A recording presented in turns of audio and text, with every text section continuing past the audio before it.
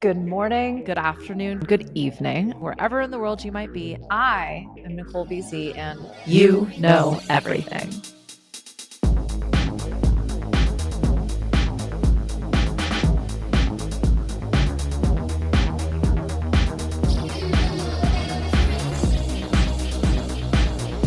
Ahoy, hoy.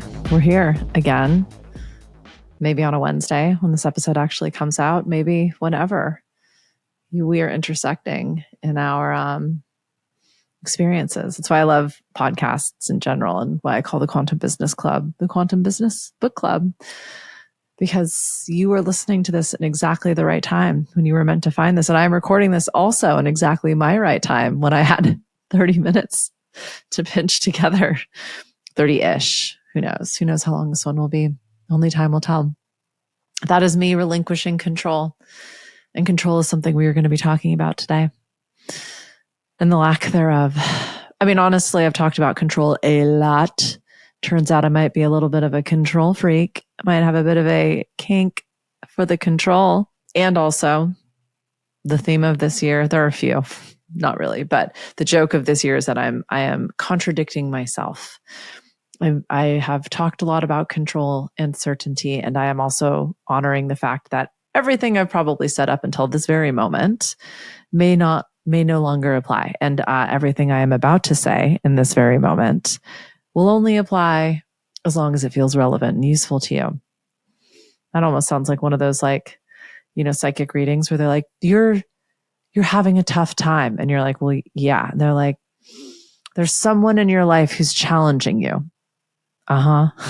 So yeah, I'm going to give myself full permission to be a hypocrite and redefine control as that right now, and how we can use or leverage the lack thereof in our favor as we rebuild. It's not the right word. As we build something completely new using the materials of yesterday, as we reprogram our old operating systems and rewrite all of the rules in the playbooks that we are currently drafting because we burned the others, I continue to remind myself in every moment that as long as we're doing this from a place of hope, aligned with our values and creative we can't go wrong. We have a very clear example of everything that's been wrong, and we ain't going to do that. That's going to be our red line. If you listen to last week's episode, control was sold to us as leadership, as professionalism, as competence. We looked at people who were, air quotes, in control, like that was a virtue.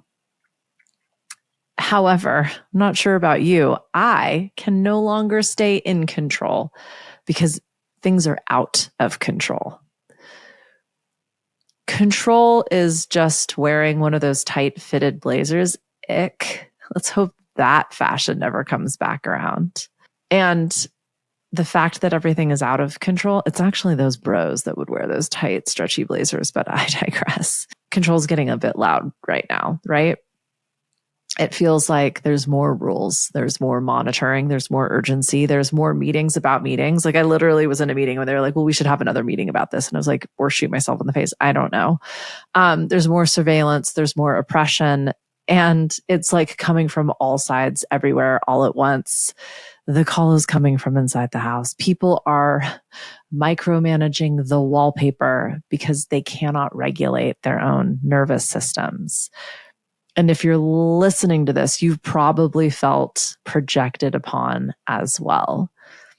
That moment where you recognize this is a you problem, but you're making it mine. And we look immediately to control, to tighten everything up again. Your schedule, your inbox, your food, your workouts, your relationships, you hyper focus on what's wrong because control is our instinct. But control can't scale in complexity. The old business models, the old models were built for predictability. I have a whole doctrine on predictable profits and a whole module in the anti-business school on how to get predictable in the unpredictable, how to be certain in the uncertainty, right? Like assembly lines, quarterly reports, ladders, scripts, funnels, data, metrics. They don't mean anything anymore. They can no longer predict what's going to happen next. And if you use them, which I know a lot of you listening actually don't, brava, my friends, I see you, love you. But those of us who do know that the data isn't pointing to shit anymore, it really just helps us what happened then. And like for my people, they're seeing really awesome numbers. They just can't explain why. I can because they're awesome, but I digress. You're awesome too, despite whatever numbers you might be seeing. The point is, we live in a world where information is changing almost immediately. We're exhausted. Supply chains are wobbly. Algorithms are shifting on the daily. Attention is fractured at best. Trust is fragile. I would say not more fragile, but like we don't trust and we don't have as much trust, generally speaking, as we used to. And the things that we assumed we could trust, like don't even exist anymore. The old rules do not apply. So what do we replace control with? Because it ain't chaos. And it's not do whatever the hell you want. It's sovereignty. It's you as your own operating system, you as your own programmer, you as your own developer. Sovereignty allows autonomy without anarchy. I'm going to say that aloud. I'm going to say that loud for those of you in the back. Sovereignty is what allows for autonomy without anarchy, because decentralized, asynchronous, autonomous, regenerative, adaptive organizations, beings are the future. And if everyone's just doing their own damn thing, how is that not anarchy? Let's discuss. This isn't an organizational problem. This isn't a business problem. This is a people problem. It's a human challenge. So we're going to talk about the difference between control and clarity and how they can inform sovereignty in your business, but most importantly in your body. So control is collapsing. Why? Complexity. We are running a very modern world on very outdated models. The old systems principle called Ashby's law of requisite variety basically says you're able to manage a system if it has enough flexibility and options to match the complexity of what you are managing. Translation: when reality gets more complex, rigid control will break. But what are we witnessing? The old way of gripping harder, of white-knuckling power. And that is the opposite of what complexity requires. We have immediate news cycles now. We have immediate financial markets now. We have immediate response time in terms of decision-making and deployment. We don't know how to deal with that on the daily. It feels chaotic because it's different than the way we've dealt with our day-to-day. But it feels scary because our systems and structures are not able to manage the complexity of movement and engagement right now. Things are moving faster than command chains can respond to. So these old hierarchies, these old ways of interacting with each other simply cannot respond fast enough. Control assumes you can see the whole game board. You have the playbook, you can read it, and you can then make decisions to decide the next move. You can distribute these instructions fairly if there are multiple players. But when conditions are changing instantly, momentarily, the org chart becomes about as useful as a fucking fax machine. And the problem, like, not the problem, one of the many problems, perhaps one of the most impactful problems, is how expensive this is. And not just in financial resources, but in time and in energy. Like, I'm working with a couple of teams right now. We're constantly redoing each other's work because we literally can't keep up. We're moving at such a fast pace due to the support of technology. We're literally recreating, we're making worlds and then remodeling them before we can even tap in with each other to world build. It's wild. Like, it's feral. Like, it is. It's just a completely new skill set that we're all tuning into.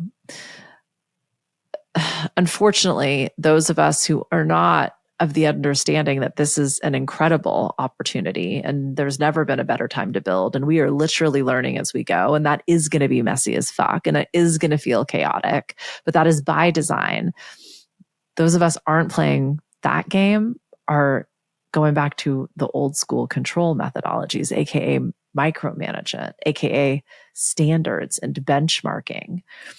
But all this is doing is creating fear and paralysis and honestly weaker outcomes over time. You know, some of these outdated data storytellers like Gallup has been pretty blunt about how micromanagement damages teams and results.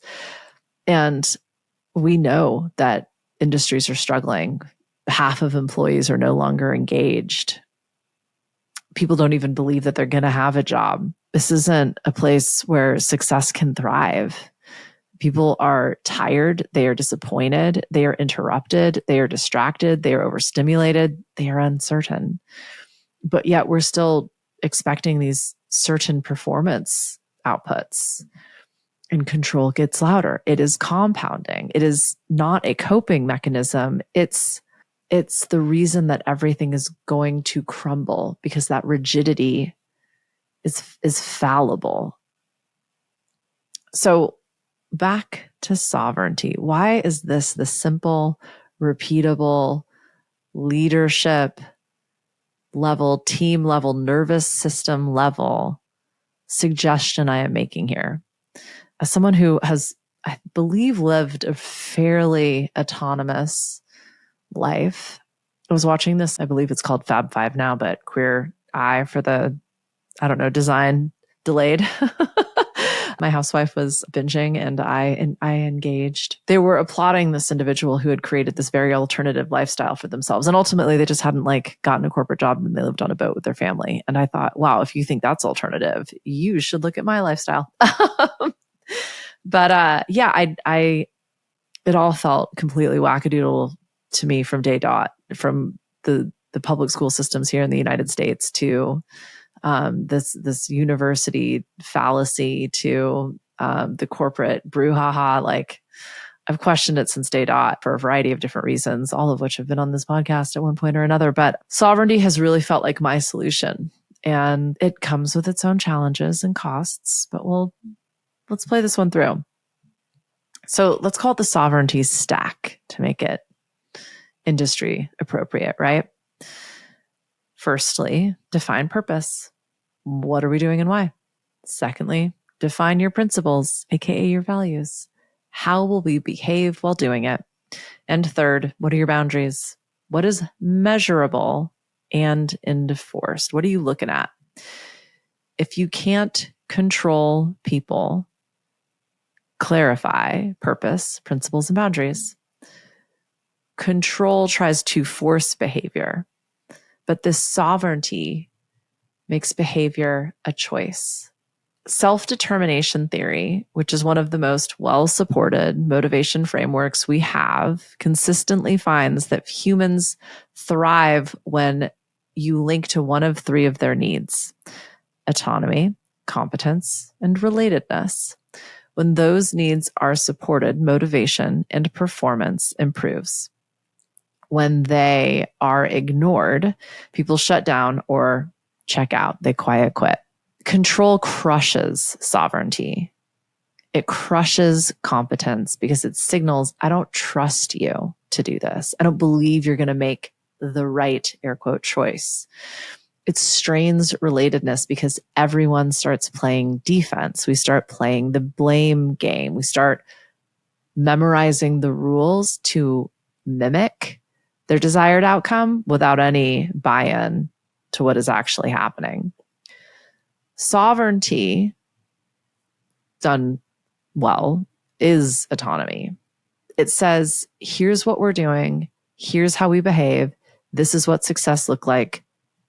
Do you, boo? If you're here, you've agreed to that. So anything done within these parameters is A-okay, green light, go. It's kind of what we were talking about last week. Like when you have your red line, your anchor line, and your flex line, you can't miss your mark. You can't get lost. You might be delayed. You might have to, take a detour, but you're going to arrive at the desired destination. Something else that sovereignty bakes into the process is safety. People act like sovereignty is a soft skill, like it's just kumbaya and feelings. But Amy Edmondson, a neuroscientist and psychiatrical researcher, safety and teamwork and team learning happens when people feel safe enough to speak up, to make mistakes, to report errors, to ask questions, and to learn in real time. That is an operational advantage in a complex system. Sovereignty is how you build the safety without turning your company into like group therapy, right? Sovereignty just says we can tell the truth, we can name the problem, and we will learn as a result. Let's dissect this a little bit for you. How do you sense into your own sovereignty? How do you trust yourself to stay aligned to purpose, to commit to the how, the behavior, and to define your boundaries? Because sovereignty isn't just a vibe. It's also not a given. And it's sure shit not required. And control ain't going to get you there. So this sense of safety, this sense of trust is integral. And a lot of us feel like we can't even trust ourselves. We've let ourselves down in the past. We've been let down in the past. When we start to reflect that back into the world, sovereignty is a leap. We are leaping from what felt like stable ground that is crumbling beneath us, and we have yet to land. It is a leap of faith.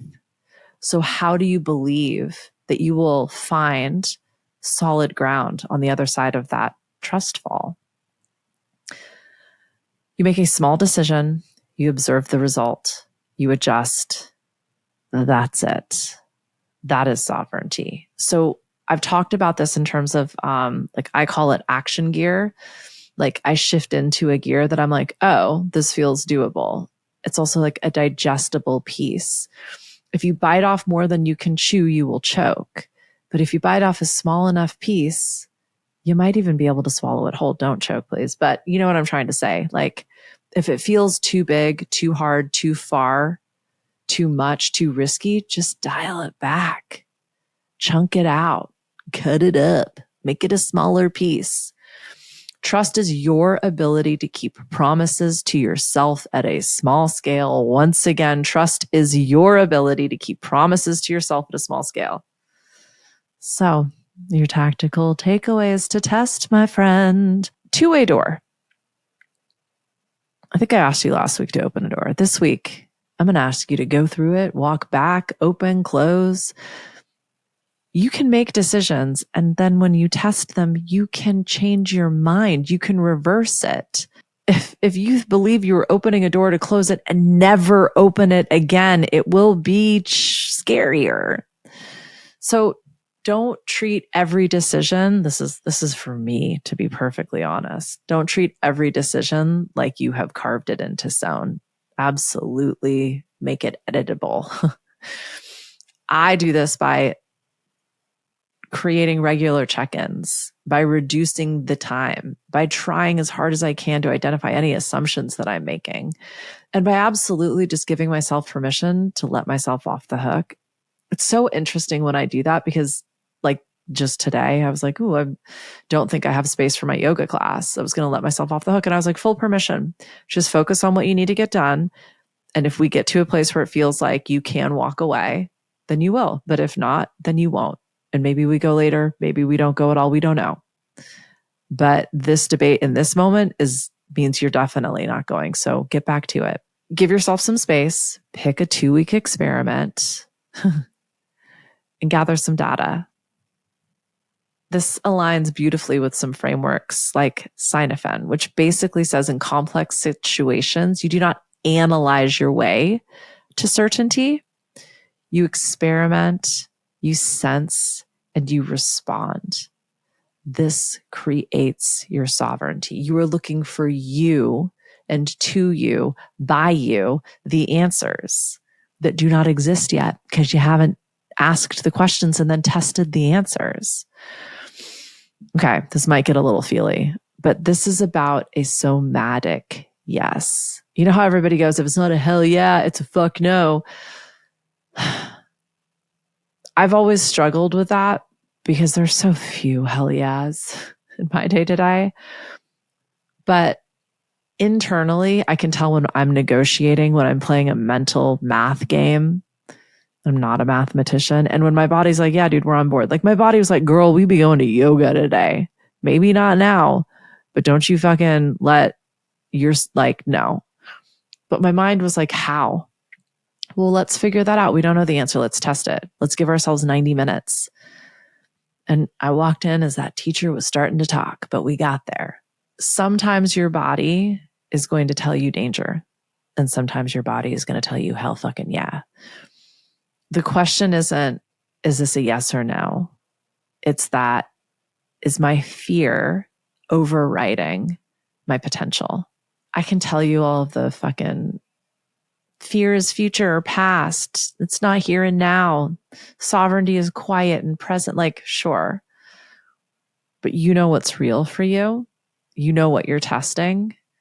And I would just argue, notice, I'm pointing at my head right now. Notice when you're playing mental gymnastics and just give yourself permission to go, let's test it. I don't have to figure this out right now. In fact, I don't think I can figure this out right now, but what I can do is ... And I'm going to do that for X amount of time. And at that check-in point, I will make a decision. Sovereignty is practical. It might also feel like hope. Like you have to trust other people to remain sovereign and autonomous and ultimately responsible. When you feel unsupported, control becomes very tempting. You start thinking, fine, I'll just do it myself. I will clamp down and self-control and manage everything because that gives me some certainty in this uncertainty. But that's not leadership, my friend. That is panic. And it will create more. It is compounding. So try this instead. Governance, mass adoption of sovereignty does sound like scary for real. I think we all just hear bureaucracy. We hear complex systems. We hear dependency. But what I'm suggesting is this idea of self-governance where decisions get made, rules get set in terms of conflict, both internal and external. And this isn't about a minimum viable, what's the word I used earlier? Critical mass. And it's not about using hope or vibes to get your people. This is about the agreements you're making with yourself first and always, and then with those around you. So those agreements tend to have like this governance, right? These rules, these contracts.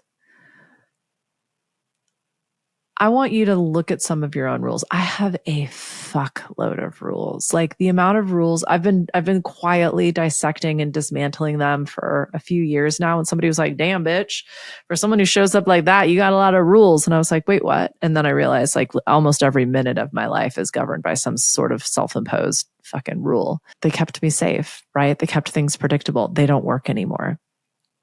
So ask yourself, what do you have to ... What are you afraid will happen if you don't ... What's the actual value you are honoring? And what's a different way of building that boundary? We will X by Y.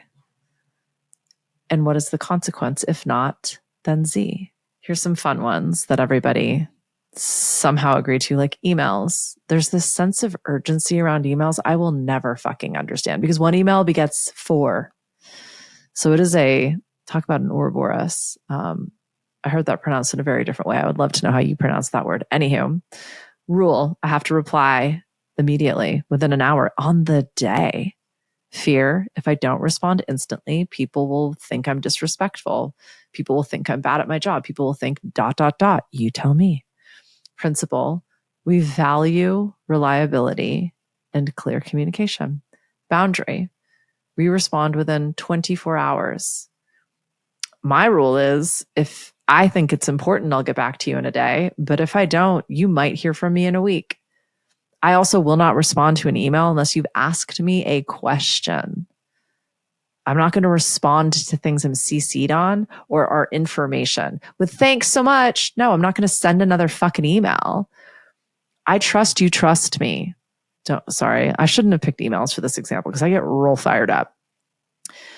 But this is just an example of how you can replace control with sovereignty. You make up your own rules. You follow your own rules. Share your rules. I tell everybody the first second you start working with me, I'll say email is my least favorite form of communication. If you pay me lots of money, I will reply within the day. If you ask me a question that needs a response. If not, I probably won't ever get back to you.